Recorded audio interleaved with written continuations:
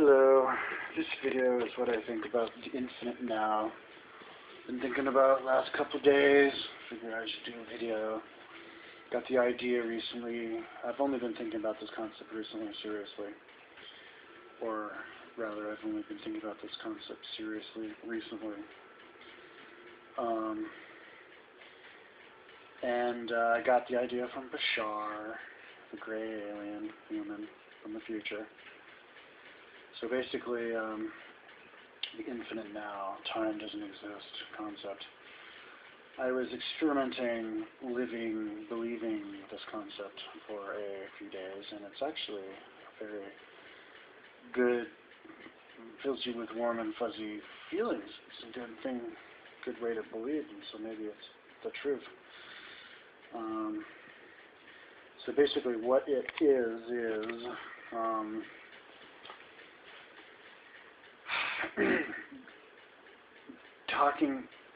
brief introduction. Let's go into string theory and say the uncertainty. What's it called? Law of uncertainty. String theory is that they crashed all these little particles together, and then they explode and they spin out in little spirals out into nowhere, and with the smallest of particles, and it kind of shows that the universe is just built out of energy. So then string theorists came up with string theory, that we're living in a certain vibratory configuration, say shapes, various sacred geometrical shapes, and that were created at the beginning of the universe, in the Big Bang. And so there has to be an infinite number of different universes that are on this same timeline, that are superimposed on this universe. So if somebody says they come from another universe, they don't mean they come from the universe next to this universe, way over there, past the farthest star in the darkness, and then you go to another universe. But actually, they're right here. They just change their vibration, and then they popped into this universe. And that's what they mean by they come from another universe. Now back to string theory. You'd have, like, our configuration, say we'd have a tetrahedron right now. And then you would have, say, another, and there's infinite variations, like another universe would be tetrahedron with a little bit less of an angle. Thusly, their vibration doesn't affect our vibration doesn't affect their vibration. But we're on the same timeline, which means that there's another Kyle, like right here on this Earth, who has a slightly different life. Like, I chose a different job or something. But it's at the same timeline, which means this universe was created at the same time that I was created. Our universe was created. So it's the same year, on the same age. But then you have another kinds of idea, in that perhaps there was another universe created 1 millisecond before this universe. And then another universe created 1 millisecond before that, all the way up into, I don't know, infinity. Which means that, and this would explain time travel, if you wanted to move in from one universe to another, you could do that to another universe in the same timeline that you're in, but you could also do it in another universe on a different timeline. Now, perhaps a way to visualize scientific explanation of how this could actually happen is in the Big Bang, different timelines on our same timeline, different universes on our same timeline. The Big Bang happens, all the different universes, parallel universes, have different configurations in their own language. But now, going into the idea of maybe that different universes, parallel universes on different timelines, it could be like what the scientists, what the string theorists explained, was that maybe this universe was created by two membranes of two other universes on a higher dimension colliding and then creating this universe.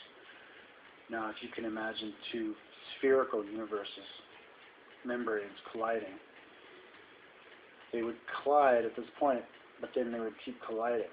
So their collisions would be happening constantly, which means that perhaps there's constant Big Bangs happening, and then that's how there could be various parallel universes on different timelines.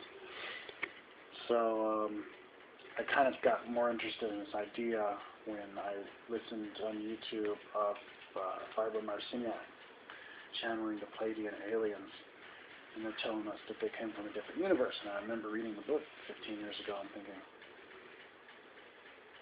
different universe? What do you mean different universe? Do you mean different galaxy? Do you mean, so you said you're from the Pleiades, that's like 50 light years from here. How can you be from a different universe if you're from the Pleiades? You're obviously from this universe, you're from this galaxy. But what they meant, I think, was that they come from a different universe. The way that string theorists think of a different universe. They come from a different, literally a different universe superimposed on this universe, and somehow they figured out how to jump over to another universe. And they said that they were going into their past, and I thought, you're going into your past? Oh, like we represent our past to you because we're more primitive than you, but I think what they really meant was no, they literally are going into their past. But not in their past, because you can't go in your own past or your own future. For you, only the present exists, but they went into the past of a parallel universe. And so supposedly it's possible to do that. You can go into a parallel universe in your own timeline, and if you become advanced enough, you can go into the parallel universe of different timelines, and that's how time travel happens. And so then I extrapolated this idea, and I thought, well, if you can, like Bashar, for example, this guy Daryl Anka is channeling Bashar. Well, Bashar is Daryl Anka in the future. So this guy can do that, then everybody can do it, obviously. One guy can learn how to overhead squat 150 pounds, everybody can do it, right? You know what I mean? So if everybody can do it, everybody will do it and does do it. So that's kind of like a natural process of the universe, is us traveling backwards in time to help ourselves in a parallel universe. Now, if this is the case, then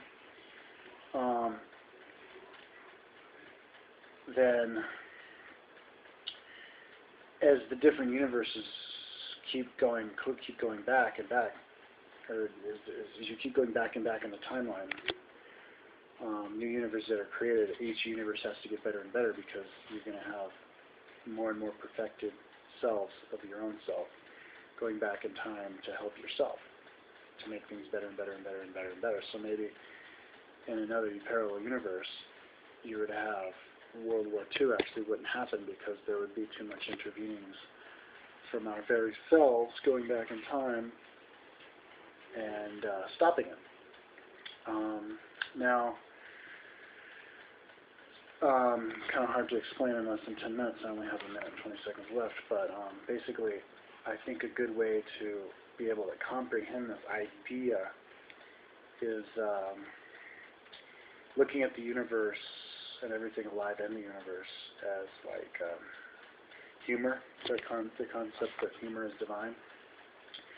Now, when you say humor is divine, maybe it's not to actually say it, humor is like divine, but actually, humor actually is divine. Like, take that literally, humor is divine. So when, if you look around at your house and people are laughing and giggling and everything's funny and fun and there's no worries in the world, well, that's exactly how the universe is. That's the energy of the universe, is humor. And so basically what the universe is just a bunch of us just putting ourselves in different situations over and over again, and then tweaking a little bit and finding out what happens and just studying ourselves. And so that would be the infinite now. Like, I'm here, but I want to live this life again because I want to see what else happened. And then I would go back in time to, experiment with that. So anyways, I'm out of time. I think I did okay. I'll watch the video. If I missed something, I'll make a part 2. Bye-bye.